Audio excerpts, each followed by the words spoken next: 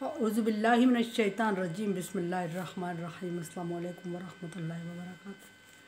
सूरह त्वाहा मेरे सामने, त्वाहा की आयत नंबर 10, पारा नंबर 16, रुकू नंबर 10 है।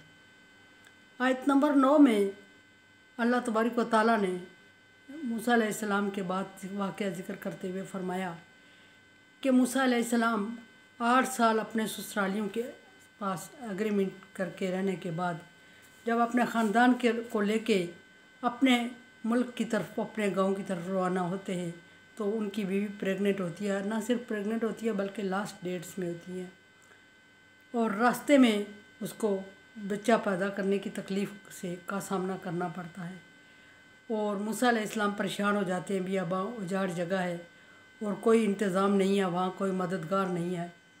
दूर मूसा अलैहिस्सलाम को रोशनी नज़र आती है और मूसा अलैहिस्सलाम अपनी बीवी से कहते हैं कि तू यहाँ रुक, मैं वहाँ पहुँचता हूँ, शायद कि कोई रास्ता मिल जाए, निकल आए हमारे लिए। रास्ता निकल आने की मुराद ये कि शायद कि रोशनी का कोई इंतज़ाम हो जाए, शायद कि कोई वहाँ कोई मुसाफिर मिल जाए जिसके पास सवारी हो, जो हमारी तरफ, हमारे मुल्क, हमारे गाँव की तरफ जा रहा हो, हमें वहाँ पहुँचा दे। या फिर दूसरी बात थी कि या फिर कोई आग मिल जाए, आग का अंगारा शायद मूसा अलैहिस्सलाम को चाहिए था जिससे वो अपने पास, अपनी बीवी के पास आग का अलाव रोशन करते या उसके खाना पकाने का इंतज़ाम करते। या मूसा अलैहिस्सलाम के एक मकसद ये भी था कि वहाँ शायद कोई सयाह जा रहे हो और वो अपने लिए खाने का इंतज़ाम कर रहे हो तो मैं उनसे अपनी बीवी के लिए खाना ले आता हूँ। लेकिन ऐसा देखते हैं कि मूसा अलैहिस्सलाम जब वहाँ पहुँचते हैं तो क्या कुछ उनको इसी तरह का मिलता है या नहीं। फरमाया कि फलम्मा आता है, जब मूसा अलैहिस्सलाम उस जगह पर आते हैं तो माहौल, हालात यकसर बदल जाते हैं और मूसा अलैहिस्सलाम मुश्किल के ऊपर मुश्किल में पड़ जाते हैं। एक तो बीवी को मुश्किल में, तकलीफ़ में छोड़ा ये अकेला, और दूसरी तरफ इधर आए तो और ज़िम्मेदारियाँ पड़ गई सर पे। क्या ज़िम्मेदारियाँ हैं? जब उस आग के पास आए, आता का मतलब उस आग के पास आए तो वो रोशनी आग की नहीं थी बल्कि अल्लाह तबारक व तआला का जलवा था जो मूसा अलैहिस्सलाम को दूर से नज़र आया। और जब मूसा अलैहिस्सलाम उसको देख के हैरान हो गए, आंखें हीरा हो गई और आगे पीछे हिलने की ज़रूरत, हिम्मत ना लगी तो सोचने लगे कि अब ये क्या होगा। डर ही गए किसी हद तक। जब मूसा अलैहिस्सलाम डर जाते हैं, खौफज़दा हो जाते हैं कि ये तो वो आग नहीं है जिसकी उम्मीद पे मैं आया था, ये तो कुछ और ही है। खौफज़दा होते हैं तो लिखने वालों ने ये लिखा है कि दाएं जानब दरख्तों के झुंड थे, जंगल था, वहाँ से आवाज़ आती है मूसा अलैहिस्सलाम को। और आवाज़ क्या आती है? नूदिया या मूसा, आवाज़ आई कि या मूसा। मूसा अलैहिस्सलाम फिर घबरा जाते हैं, इधर उधर देखते हैं ये क्या है, किधर से आवाज़ आ रही है। फिर आवाज़ आती है, फिर इधर उधर देखते हैं, घबराते हैं और डर जाते हैं। फिर आवाज़ आती है तो आवाज़ देने वाला अपना तारफ़ करवाता है। फरमाया कि इन्नी अना रब्बू का, ए मूसा मैं तेरा रब हूँ। और घबरा जाते हैं कि रब से हम कलाम हुए, इससे पहले कोई ऐसा वाक़या गुज़रा नहीं था। मूसा अलैहिस्सलाम और घबरा जाते हैं कि रब यहाँ और मैं, ये क्या हो गया। उधर पीछे बीवी का ख्याल भी था। अब देखते हैं कि मूसा अलैहिस्सलाम को क्या अहकामात जारी होते हैं वहाँ। फरमाया कि इन्नी अना रब्बू का या मूसा, ए मूसा मैं तेरा रब हूँ। पहली फुर्सत में अल्लाह तबारक व तआला ने तारफ़ करवाया। इससे हमें ये एक दुनियावी, आजकल के माहौल में ये एक उसूल मिल रहा है कि बात करने वाले को पहले अपना तारफ़ करवाना चाहिए। बात करने वाले को, जो बात की इब्तिदा करे, उसको पहले अपना तारफ़ करवाना चाहिए। अल्लाह तबारक व तआला ने अपना तारफ़ करवाया।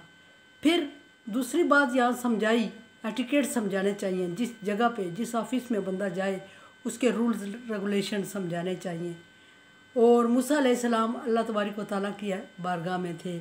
अल्लाह तबारक व तआला ने पहले अपना तारफ़ करवाया, अना रब्बू का, मैं तेरा रब हूँ। नंबर 2, जब अल्लाह तबारक व तआला ने मूसा अलैहिस्सलाम से बात की तो फरमाया कि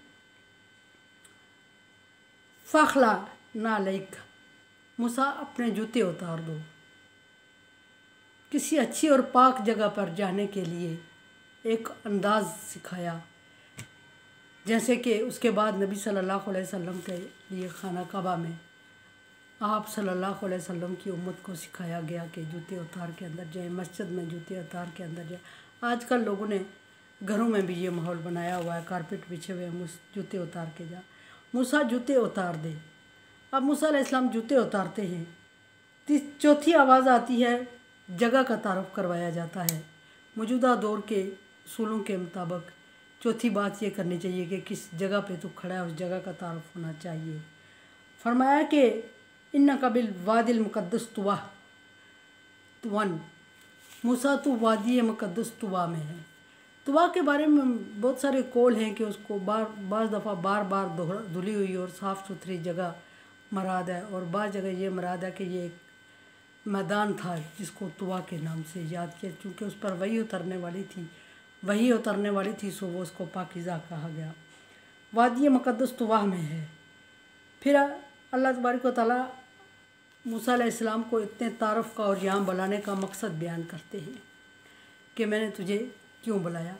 ये भी एक उसूल है कि जिस बंदे को बुलाया जाए पहले अपना तारुफ करवाया जाए, जगह का तारुफ करवाया जाए, उसूल व ज़वाबित समझाए जाए और फिर बुलाने का मकसद बयान करना चाहिए। अल्लाह ताला ने मूसा अलैहिस्सलाम को फरमाया कि नख्तरख्तुका है, ऐ मूसा मैंने तुझे ख़ास कर लिया, मैंने तुझे मखलूक में से चुन लिया, मखसूस कर लिया, एक ख़ास सीट पर अपॉइंट कर दिया। मूसा मैंने तुझे ख़ास सीट पर अपॉइंट कर दिया।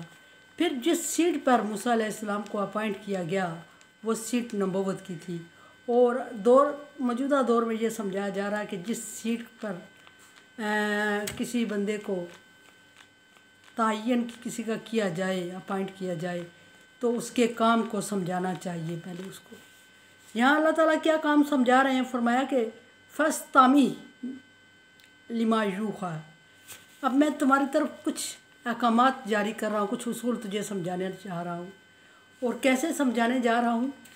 अपने पैगंबर के, अपने एलची के ज़रिए, अपने रसूल के ज़रिए। कौन से रसूल, कौन से पैगंबर, कौन से एलची? हज़रत जिब्रील अलैहिस्सलाम के ज़रिए समझाने जा रहा हूँ। और समझने का तरीका, सुनने का तरीका बताया मूसा अलैहिस्सलाम को। फरमाया कि यूहा, और तवज्जो से सुनना। ये फरमाया फस्तामी, तवज्जो से सुनना, बहुत एहतियात से सुनना, यानी आइंदा इसमें कोई गलती की गुंजाइश नहीं होनी चाहिए जो चीज़ें तुम्हें समझाई जा रही हैं। और पहली बात ये समझाई कि इन्नानी अनल्लाह, मैं इबादत के लायक हूँ, मैं अल्लाह हूँ, मैं ही अल्लाह हूँ, मेरे अलावा कोई इबादत के लायक नहीं, कोई माबूद नहीं और कोई और इलाह नहीं है। ला इलाहा इल्ला, मेरे अलावा कोई माबूद नहीं, इल्ला अना, सिर्फ मैं ही इबादत के लायक हूँ। तो फिर मैं ही इबादत के लायक हूँ, तो फिर मूसा अलैहिस्सलाम को समझ आनी चाहिए कि मान लिया कि अल्लाह तो इबादत के लायक है, तू ही लायक है इबादत के, तेरे अलावा और कोई नहीं, तो मैं क्या करूँ? मूसा अलैहिस्सलाम को कहना चाहिए था। अल्लाह तबारक व तआला ने खुद ही जवाब दिया, फ़अबुदनी, तू सिर्फ मेरी ही इबादत करते रहना, मेरी ही इबादत करना, मेरे अलावा किसी और की इबादत ना करना। नंबर 2, दूसरा उसूल समझाया, अकीम सलात ज़िक्र, मेरा ज़िक्र करते रहना। और ज़िक्र के लिए तरीका समझा दिया कि नमाज़ पढ़ते रहना, नमाज़ पढ़ते रहना। और नमाज़ पढ़ने का तरीका समझा दिया कि उसमें मेरी तारीफ़ और तस्बीह बयान करते रहना, मेरा ज़िक्र करना, और मेरे अलावा किसी की नमाज नहीं पढ़नी, किसी का ज़िक्र नहीं करना, और किसी को इबादत के लायक नहीं समझना। ये वो उसूल हैं जो मूसा अलैहिस्सलाम को वादी मुक़द्दस तुवा में अनायत किए गए, और किसी अहम सीट पर बैठाने के एटिकेट्स और रूल्स समझाए गए, और तरीक़ाकार समझाया गया कि अगर किसी को किसी बड़े ओहदे पर फाइज करें तो उसको किस तरह पेश आएँ और क्या क्या रूल्स समझाने चाहिए। मेरे चैनल को देखें, समझें और सब्सक्राइब करें, और सदका जारिया में मेरा साथ दें। अल्लाह तबारक व तआला का हुक्म है कि तावनु अलल बिर्रि व तक़वा, नेकी और अच्छाई के कामों में एक दूसरे से तावन करें। अगर आप समझते हैं कि काम नेकी और अच्छाई का है तो तावन करें, अगर नहीं है तो मैं राय की मुंतज़िर हूँ, राय दें। अल्लाह हाफिज़।